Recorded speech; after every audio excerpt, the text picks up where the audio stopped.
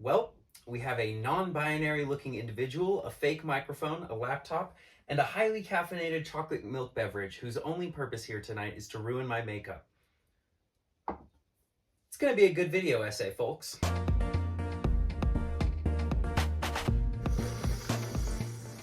Go grab some popcorn in the cheeks of the ones you love, go get your weighted blanket and snuggle up. It's time to talk about art.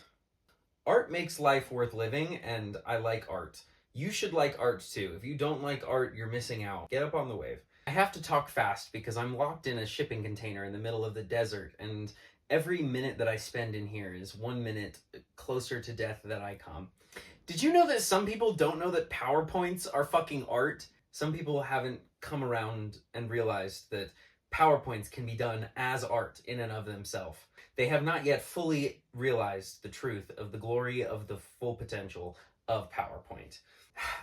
Listen, mass media has taken a very natural progression from like stage plays to cinema to television to streaming, now to like short form PowerPoint TikTok videos. That's where we are now. That's what art is in the world.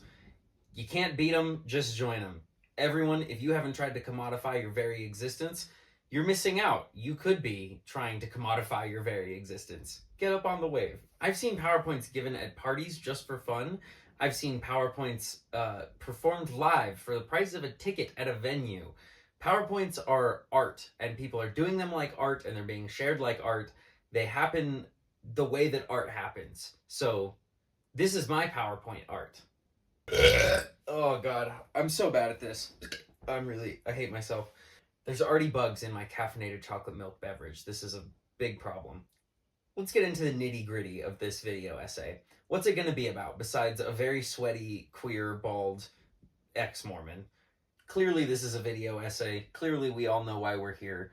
What is the content going to be of this content, of this parasocial interaction that I'm having with you all?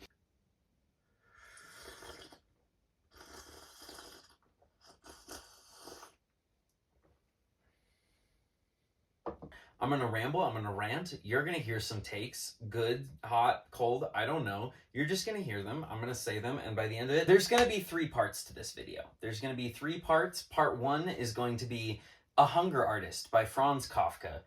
Great short story, I'm going to talk about it. Part 2, I'm going to be talking about my art, the pieces of art that I've made and what they mean. And I'm going to share them with you because museums and galleries don't mean shit to artists anymore. It's all on the internet, baby. Part 3, I'm going to be talking about the future and this channel and where I'm going and the art that I'm going to be making. And I'm going to try to convince you, I'm really going to sell you on that subscribe button. This is going well. This is going exactly how I expected. Great stuff. The best performances really are the ones where nobody's acting. I have a script in front of me. I'm not going to read a single word of it. Great stuff.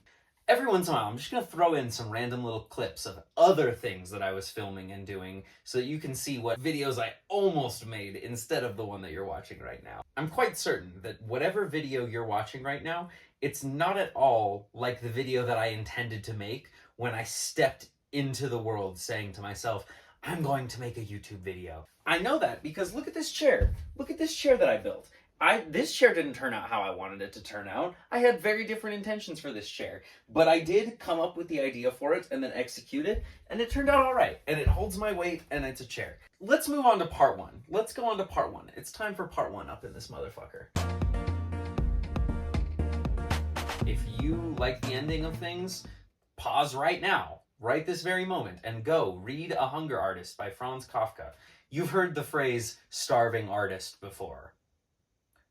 You are a starving artist, don't lie to me. I know you're a starving artist. I'm a starving artist. We're all starving artists here on this corner of YouTube. That's how it fucking goes. Starving artist is a euphemism for someone who does art at the expense of eating. They're so dedicated to making whatever it is that they make that they would rather make it and not eat than eat and not make the thing. It's a cool phrase. It's useful to describe people who are really super serious about their art. In the year 1922, some French guy named Franz Kafka, probably French, I don't know, I've never met the guy, wrote a short story called A Hunger Artist. A short story is basically the TikTok equivalent of a novel.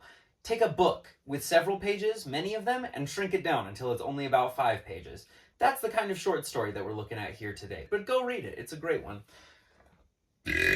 This book was written 100 years ago, and it's still relevant today. Not just relevant, but worthy of deep, in-depth discussion and review. The story opens with a description of the glory days of hunger artistry.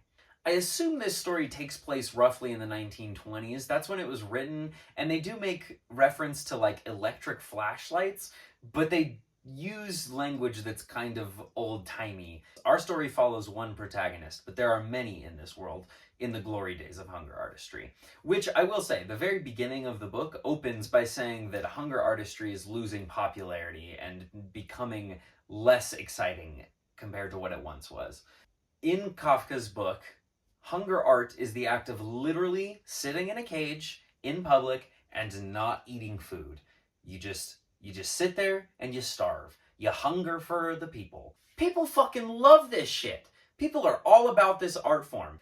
At any given time, there's a minimum of 3 people standing at the cage day and night, 7 days a week, for as long as the hunger artist fasts. As long as he's not eating, there are people watching him to make sure that he is not eating, like he says he's not.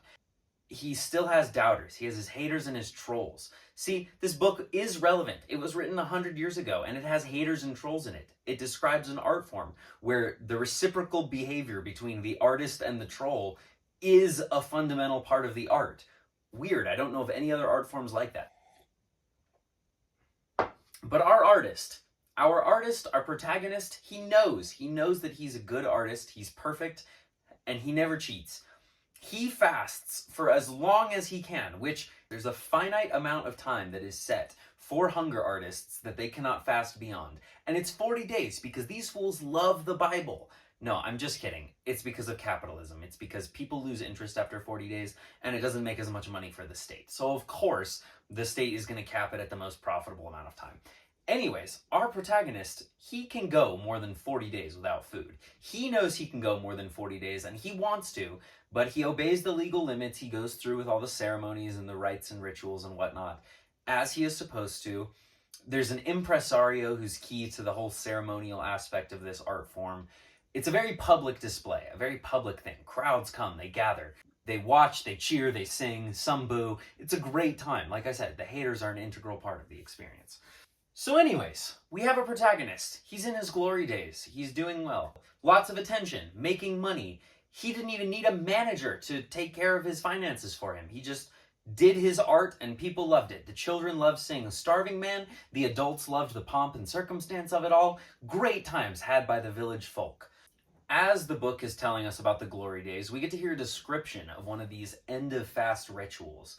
We get to see what it's like for the hunger artist to have his long, tedious, hard work shattered by government officials and a crowd of people. The hunger artist is just pissed. He really kind of hates and resents his audience at this point in his fast when they're making him break it, because that's how he sees it. His fast is being made to be broken, and his hard work is being cut short. He knows he can fast longer, but the people, the folk paying for all of this, don't care. They're done. At 40 days, they've had enough. They just want to have the big feast and cheer, and they just want their pomp and circumstance and whatever. The impresario, he grabs the hunger artist and he lifts him up over the crowd and jiggles him so they can all see how dangly and skeletal he is, and they're all like, ooh, whoa, so intense. He went 40 whole days without food. And the entire time, the hunger artist is just sitting there like, these motherfuckers making me eat food and ruining my perfect. I'm such a good artist and my art could be so much better, but everyone's making me eat food. He is mad at the people. He's mad at the impresario. He wants to keep fasting because he loves making his art. It's what he does. It's what he does well. It's how he knows who he is the art that this man makes. He breaks his fast, he eats the food, people cheer, everyone leaves satisfied except him. The protagonist leaves annoyed and bitter and ready to try again. And try again he does. This is the cycle that he's in. He's making this art, breaking his fast, feeling like he could do better, not being allowed to do any better. Then we get to hear a description of the decline of this art form. At first, there's a lot of attention on this art form. People really are interested in it, and it's exciting and profitable for everyone involved. Then, as this art becomes more commonplace, interest begins to wane, and then as interest wanes, the commonplacedness of it also wanes. Eventually, this hunger artist can't really find work anymore. He can't find anyone who will pay him a living wage to not eat food. So what does he do? What do you do when you're an artist and you're at the end of your rope and you need to keep making your art because you're a starving artist? You go to the circus and join a freak show. And that he does. The hunger artist goes to a circus and he joins a freak show. And they have a little chart by the counter where they count how many days he's fasted. And people just kind of walk by him casually. People are mostly walking by him to go see the other exhibits in the circus. They want to go see the cool animals and whatever in the menagerie. But every once in a while, as they're walking by, they'll stop and they'll be like, oh, a starving man, a skeletal figure in the hay. Look at this, interesting. What an art form. What a curious thing we're all witnessing here. But then they eventually walk by. But this artist, he is dedicated. He still fasts. He's no longer bound by the law. He can fast as long as he wants to. And so he does. The story doesn't specify exactly how long he goes, but he goes longer than the 40 days. He loses track. The counter, the people in charge of the little flip chart keeping track of his days, they forget about him because he's such an insignificant exhibit at the circus. They don't even care about him. But he still keeps making his art. He's still dedicated. He still loves it. He's a beautiful craftsman making beautiful things for the world. And so he does it. He makes his art. He produces it every single day, starving in a cage for everyone to see. As this goes on, him just making his art, making it, more art, making more art, starving, not eating any food, making more art. Attention at the circus begins to wane too. Everyone, all of the families walking by, don't give a crap about him. They are here to see the dope animals, the exotic, imported animals illegally poached from their natural environment, because this was the 20s and zoos were cool back then. We're coming to a close on the story here, and we're getting to the key part. All of this has been preamble for these final moments. In fact, this is so important, I'm going to act it out so that you get a little more dramatic sense of what's going on here. So basically, the hunger artist is in his cage. He's been completely forgotten. This supervisor walks by, sees the cage, and this is what ensues. Don't forget to go feed the new panther. Holy shit, I forgot about this guy. You doing okay in there, partner? Are you still fasting in there? Are you ever gonna stop? Forgive me, everybody. Of course I forgive you. Donnie, I think he's in bad shape. I always wanted you to admire my fasting. We do admire it. But you shouldn't admire it. Well, then we don't admire it. But why shouldn't we? Because I have to fast. I can't help it. What a fella you are. And why can't you help it? Because I couldn't find the food I liked. If I had found it, believe me, I should have made no fuss and stuffed myself like you or anyone else.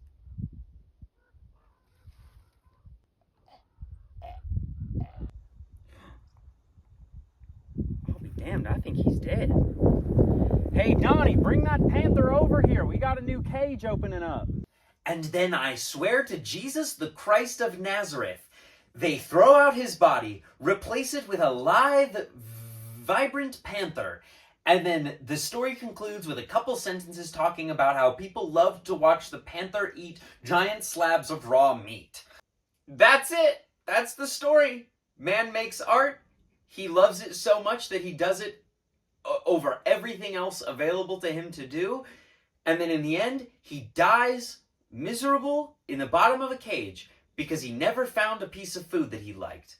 What a fucking concept. What a story about being an artist. So that's part one. Franz Kafka's A Hunger Artist. What does it mean to be an artist making art? Apparently it just means that you're desperately ill and sick with existence and you need to do something about it If you're a starving artist, maybe you just haven't found any food that you liked yet. If you're a video essayist on the internet, maybe you just haven't found a video essay that you really like yet. Now listen, I first encountered this short story years ago in a creative writing class in high school. And at the time, we as high schoolers were told to discuss whether or not the hunger artist was making art at the end when no one cared. And at the time, I felt very confident in answering yes. If one person making it calls it art, then it is in fact art. And I stood on that business hard and firm as an 18-year-old. Perhaps it was bad art, but that didn't mean that it wasn't art. Just because he was making it and he was the only one who considered it art doesn't mean that it wasn't art. It just means that no one else liked his art enough to call it that. At the time, I interpreted Franz Kafka as having written a story about a dedicated craftsman who spends his entire life perfecting his craft and ultimately dies because of his desire to be perfect in his craft. A craftsman who loved his craft until the day he died. And I'll be damned if I didn't want to be that craftsman. I assumed that the best case scenario for my life is that I find an art medium, dedicate my life to it, and then one day die in the bottom of a cage built out of my own portfolio. But now, I think that back then I was on some fucking bullshit. I've reread this story several times over the years. I have a new interpretation. It's not a conclusion, it's an interpretation. We're not here to conclude anything about art, we're here to interpret art. Here's my new interpretation. Franz Kafka, an aging artist who is nearing the end of his own life, was reflecting on his own life and the art that he made and thinking about whether or not it was worth it. And ultimately, he concluded that the art was just something he needed to do. Art is an illness that he had. I think Franz Kafka wrote a short story about an artist who is so uncomfortable in his own existence that he could only find one way to express that discomfort, and it was in this particular art form. And he expressed it until his very last moment of existence. That's powerful stuff. This is a story about how if you contract the terminal illness known as art, this is how it will kill you. It will become the thing that you must do at the expense of all other things.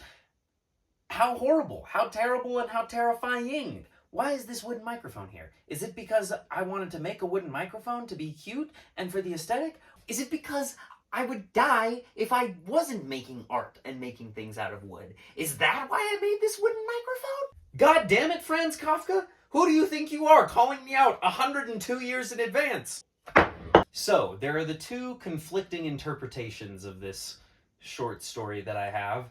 The interpretation where it's good that the hunger artist was making his art because he liked it, and it's good that he liked it. He was the one making it. It was made for him. The other interpretation is that he was a sick, broken, sad individual who didn't like eating food, and he was just trying to retroactively justify to himself his own distaste for food, and he spent his whole life suffering for it.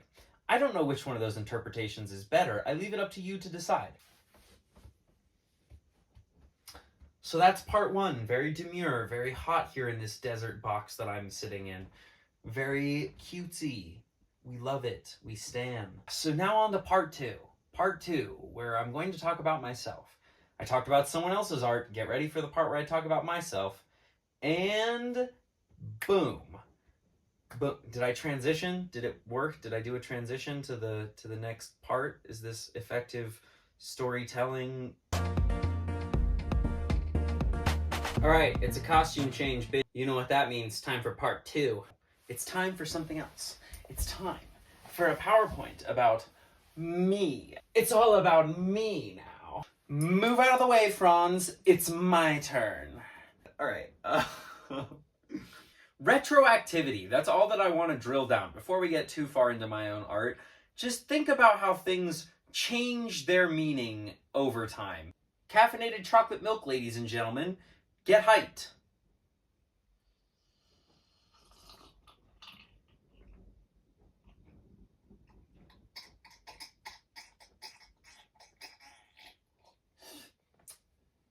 Get hyped without ruining your makeup. So art, my art. We're talking about my art. The things that I've made out of wood. I'm a woodworker. I work wood. I'm a The dick joke. Make a dick joke out of woodworking. I worked my wood like your mom really liked how I worked my wood last night with her when I was with your mom making sweet, passionate love to her. This is all fine. This is fine.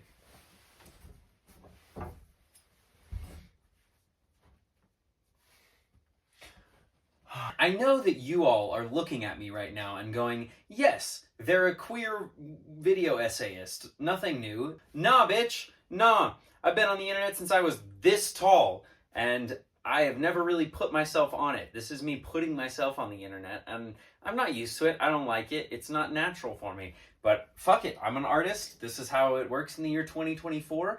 I'm in a box in the desert, and I'm talking to you about art. That's what matters. So basically, I've got two pieces of art, two dressers that I'm going to rant about really quickly because they're the two pieces of art that I worked the hardest on and that mean the most, literally. They carry the most semiotic weight out of all of the pieces of art that I've made. These two dressers. This one and this one. This one I call the dialectical dresser. This one I call the autismophrenic dresser. If you don't know what autismophrenia and dialectics are, how did you make it this far in my video? I assume that anyone who has made it this far pretty much already has a grasp on those two things. But regardless, I'm gonna start talking about my dressers now. I'm gonna start with the dialectical dresser because it's the one that I built first. Chronologically, it came before the autismophrenic dresser. So, the point of this dresser is perspective. And specifically, it's about how you cannot approach an art experience without coming from a certain particular framework. Let's start with the basics. Step 1, my choice of wood. Sapele mahogany for the exterior carcass. When this wood is finished nicely and sanded down to a high grit and then finished with a good linseed oil, what happens is it gets a crazy amount of chatoyance, of glimmer, of shimmer as you move side to side. It's like one of those little shifty cards, you know, the Valentines that you kind of tilt them and they kind of shimmer, or they like change, the picture changes or whatever. That's how this wood is. Right off the bat, you're walking up to the dresser, you see it from a little bit of lighting, you move over slightly to get another look at it, and it looks a little different. Something changes. Your perspective is made clear to you. Step 2, you reach out to grab the handles, and your eye, touching the handles first, thinks that your fingers will encounter a thin, shallow lip, but nay, your fingers encounter something different than your eyes anticipated, again bringing your perspective into focus. As soon as you touch the handles, you realize that they're way deeper and way thinner and more gentle than they appeared from the outset. So we've got the glimmer of the wood, we've got the handles. Then, let's take a look up to this little joint right here in the corner. Let's take a quick focal glance. We have the side panel going all the way through the top. We have the top panel interrupted by the side panel, and then a small piece of trim added to the outside of the side panel. You have the look here. You understand how the side panel completely cuts through the top? Let's move around to the top here. From this new perspective, from this new angle, is it doing what you thought it did? Is this what you expected to see? Nope, it's not what you thought. And now, again, let's look. You think that you're looking at some mortises and a miter joint on the front, maybe? No, it can't be that either. Those mortises that are sticking through are thicker than the board below. And they're a different color if you're really observant. They're not the same type of wood. So again, from two different angles now, your perspective has been brought to the front and laid bare in front of you, that you don't actually know what you're looking at. You just know that you're looking from somewhere. That's all you really know. And you pull the drawer open, probably expecting to see more mahogany, more dark colored wood. Nope, wrong again. It's the soft, light basswood interior that you weren't expecting that is there to greet you, with the little brass accents in the very, very back. Little tiny brass details shining so brightly, so beautifully. I love solid brass. Brass is the best metal. There's my hot take. Everyone needs a hot take in a YouTube video essay. Mine is that brass is the best metal. Everything about this dresser begs you to realize that your first impression is not correct. If you look carefully at the carving on the front, you can see that on the top, this side overlaps this side, and on the bottom, this side overlaps this side. I think that the most basic way to look at the carvings on the front of this dresser are to look at them as two semicircles that are half of full circles. If that was the case, then the overlaps that we have would lead to a hop link. Another way that you can look at them is if, instead of connecting the top to the bottom on each side, if you connected the top here and the bottom here, you would actually have a twisted up circle. It would only be a single circle that's just been folded and melded on itself. But wait, again, there's a third way of interpreting these overlaps. If you were to just simply change one little crossing up here, that would mean that you have tied a knot with these two overlapping wheat wheels. What a crazy thing to do. Now that I've showed you the three separate topologies that can be identified from these incomplete carvings, again, I hope it's made clear that this dresser is about perspective. I tried to make it impossible to interact with this dresser and not question or notice your own perspective. The fact that when you look at something, you are looking from your own angle, from your own mental creation. Objectively, there are two semicircles carved onto the front of this thing, but subjectively, there's three different possibilities of what those semicircles represent. Do they represent two linked circles? Do they represent a single untied circle? Or do they represent a single tied knot in a single loop? Who's to say? Not me. I just built the damn thing. This is why it's called the dialectical dresser, because the truth of the dresser lies within the uncertainty and incompleteness itself. There are two semicircles, but the truth of those semicircles lies in how your brain fills in the gaps of them. They don't actually connect into themselves, but you can interpret them as connecting into themselves. Dialectics, baby! You're finding truth in incompleteness. The only way that we can access a new perspective is by recognizing our own and where it comes from, and then letting go of it and letting ourselves adopt a new perspective, a new framework. And we're all just comparing the truth that we think we see to the truth that other people think they see, and then we're finding the difference and looking for the truth in that difference. Dialectics. Let me tell you a little bit about this autismophrenic dresser.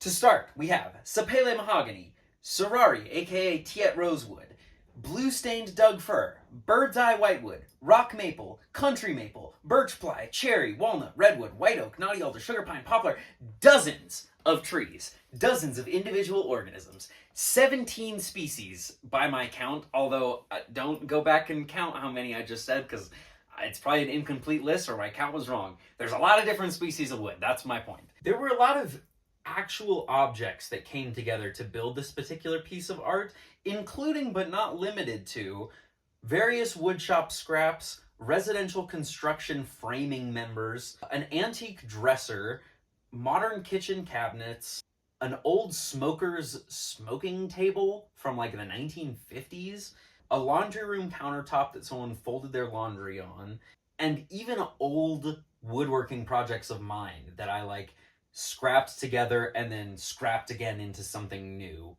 a third time. So like there's layers and layers of art embedded in this piece of art. It has a deep history, as it were. That's the schizophrenic part of this autismophrenic dresser, is the random pull of all these different woods from across the globe, bringing them together into one piece of art. Then we have the carving on the front, an aperiodic monotile. I'm sure it will be familiar to some of you who have been on YouTube before. This shape was discovered very recently in the grand scheme of things, definitely in your lifetime if you're watching this video, and it's beautiful. It's a beautiful shape. It's a very autistic shape. It's an aperiodic monotile, which means that it's a single shape that's iterated over and over without ever repeating its pattern. Aperiodic monotile, non-repeating single shape. Beautiful stuff! Deeply autistic, mathematically perfect, love it. So we have several different species of wood, randomly placed handles, autistic pattern on the front. Autismophrenia. Now, there is one more detail about this dresser, which is the cool part about it, which is that it has a poem carved on the inside, and I'm not gonna share that poem right now. You all don't get it, but it's good. If I get 1,000 subscribers, I'm going to release the poem. I need interest first. It's the poem is not something I can just divulge for no price. This is a give and take between you and I. We're being parasocial here, so you have to like and subscribe, and then comment down below and say, we want the poem, and then I'll respond eventually, maybe in my next video, and be like, here's the poem, and then it's a great parasocial thing that we've got going here. You and me, we're super tight. We're great buddies, good parasocial bullshit happening. If we're making an analogy to a hunger artist, I was making this dresser because I just couldn't find a beautiful dresser in the world and I wanted there to be one. Keep in mind, this is after I built the dialectical dresser, so even that one didn't quite click with me. So after I built this crazy dresser, I had no idea what to do with it. I built it and I had no plans for it. Nobody wanted to buy it. I couldn't find anyone to give it away to. So what do when you build a crazy, awesome dresser and then you have no plans for it? What are you supposed to do? Well, you do what I did, and you email blast a lot of cool artists that you like, and you say, hey, you want a free dresser? And you just wait for one of them to respond. And I'll be damned, one of my favorite artists responded to me and said, yes, I would like a free dresser. So I drove 4,000 miles, more than that, to deliver this dresser across the continent of America, and it was a great time. I really did have a fun time giving this dresser away. Make art. You should just make art, and once you've made some art, try to find someone who will like it. I'll be honest, I feel the opportunity within me to go blatantly and flagrantly clout chasing right now, but I'm not gonna take it. I'm too new to this YouTube thing. I don't deserve to be clout chasing that way. But I will say, if you're a video essay watcher and you've made it this far into my video essay, you probably know the person who ended up with this dresser. The autismophrenic dresser landed in exactly the place where it belongs. So make it. Make the damn art. Find an excuse to make art. If you need an excuse, make one the fuck up. You don't need to actually justify anything to yourself or anyone else. Just make the art.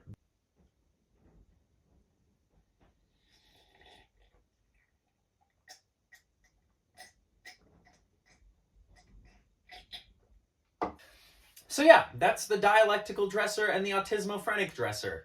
That's the caliber of woodworking art that you're all signing up for by watching this bullshit. All right. We've had a lot of fun talking about my dressers, but now it's time to talk about something serious, okay? I do ad reads in pajamas because I'm a professional YouTuber. And today's episode is sponsored by Beta Helix. Beta Helix, we will fix your DNA for you. We will go in there and tinker with your adenine, thionine, guanine, and cytosine, and we will make your DNA better. We'll cure you as a person from all of your DNA-based ailments. We'll fix your DNA. We'll make you a new person from your genetic foundations upwards. We'll take you down and build you up from scratch again. Beta Helix, is your DNA broken? Do you have fucked up genetics? Beta Helix, we'll fix your genetics. Sponsoring this video, Beta Helix. Go to betahelix.com and use code QueerWoodworker as your code to get free DNA helixes. Is this an ad yet? All right, but seriously though, there are no sponsors to this channel. My own projections for what this channel will become will make me unsponsorable by the vast majority of reputable normal brands of the world. So, sponsored by me, I guess, is what I'm saying. I can't seem to escape this accent. And so you see, there was never a sponsor. We have been in part 3 the whole time. Alright, I'm probably gonna cut that. The astute among you probably saw this coming from a mile off, but this is the part of the video essay where I connect to capitalism. I draw the line from art to capitalism, and I say, look at this line. Look at the connection that exists here. Art and money go together. Weird. So, in this intersection between art and money, it's impossible to not talk about housing and the cost of housing these days. I used to build houses. I don't know if you can tell that do I give off construction worker vibe? Do I give off can I fix your cabinets, sir vibes? It's insane. It's criminal that people are spending $600,000 on the pieces of shit that they're building. I'm sick of it. It drives me nuts. These cardboard homes are not worth the money that's being paid for them. Don't fall for it. Do not put yourself into a 30-year mortgage. Hey, listen, you do whatever you want with your own money. I could never. Instead of buying a regular home and paying regular home prices, what I'm going to do instead is build a recycled shed I'm going to acquire free building materials, and I'm going to build myself a hut.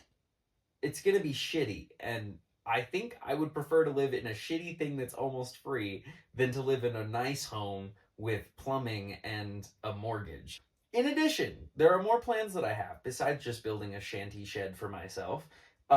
This pile of scrap material. Look at all these fanciful colors of wood, these reds and yellows and blacks. I have plans for these pieces of wood. I have dressers to build. I have new plans, new exciting ideas for dressers. I'm going to be building dressers with brass and with vast colors of wood, and it's exciting and I love it. And you're going to come along with me if you're enjoying the ride thus far. Not only all that, but look, let me put the microphone down. Watch, my audio is going to get worse as I put the microphone away from me because this is a real microphone that's actually doing something. In addition, I have these things. I have all these, I have so many of these. I've built dozens of them, and this is for another video. I'll talk about them sometime later. But I've got plans. This is a merch line. I already have a merch line planned out for this channel. So if you're a freaking weirdo watcher of video essays and you've liked what I've produced so far, stick around. Hit that like and subscribe button. You know the fucking deal. If you hit the 2 buttons, I get money, and I get to make more art, and I would love money for art time, please. Please let me build art. Please let me do my art time. Thank you. Money's kind of fucked up, don't you think? Money's kind of a fake thing that we're all just doing it. We're all just agreeing that it's there, and then it happens like it's real. Weird how that fucking works, huh? I think Bitcoin is a scam until the exact moment that it overtakes the US dollar as the main currency of the world. I don't know how money fucking works. I'm too delusional to engage with money like everyone else does. Everyone else has this collective delusion that they share about money, but me, I'm immune. I've got so many of my own delusions, I don't get to participate in the collective delusion of money. Which is why I'm a broke, starving artist. That's why I'm filming this in a shipping container. The future is my oyster. So yeah, this has all been an ad break. It's all part 3, the ad break, it's all one and the same. I'm just here to try to sell my shit to you. I want to make money making my art, and I like the art that I make, and I gotta find the people who like it too, because it's just a matter of finding an audience these days, because we're all able to commoditize our own lives and existences by putting it on the internet. How exciting. I love living in the panopticon. It's great being a cyborg. I'm now subject to the algorithm. I used to be a free dirtbag, and now I'm a dirtbag in cyber chains. Join the community. You a freak or a weirdo? Come watch this video and participate with everyone else. Comment down below how weird you are for watching this video. You all get to watch me and partake of my content and decide what you will of it. It's yours. Judge it, interpret it, have it, copy it, quote it, whatever you want to do to it. Have my art. Take it and do something with it. Just drool over it and let the autoplay ads just scroll you through the infinite feed. Just dump your time and energy into consuming art. Don't bother creating anything ever. Don't ever posit or speculate wildly. Just consume. Shovel the content down your throat. Watch more. And did you watch enough of my video yet? Watch it again. Put it on repeat. Listen to the sound of my voice forever. And just let the content machine drown you. Here's the thing. This is an optimistic end to a video essay. Because again, I have dressers I'm going to build. I have shantytown sheds that I'm going to build. I have things that I'm going to sell as merch one day to the freaks and the weirdos who want to buy tools and implements for their freaky weirdness. It's going to be a good time. You're probably wondering about the art that's been sitting next to me this whole time. I made this. This is some of the woodworking that I've done. This was a practice urn for a dead human whose ashes I was trying to embed in a cool block of wood. And these were just prototypes for the urns. So yeah, that's my analysis of a hunger artist, some art that I've made in the past, and my plans for art for the future. Thanks for coming along for the ride. Been a fun video essay. I've had a good time. I hope you have too. I hope we've been able to form an effective parasocial bond because I care about you and you care about me, and that's why you've hit like and subscribe. Much appreciated. I'm not sure if there's a right way to like bring this essay home, but if there was, I'm pretty sure it would just be me going,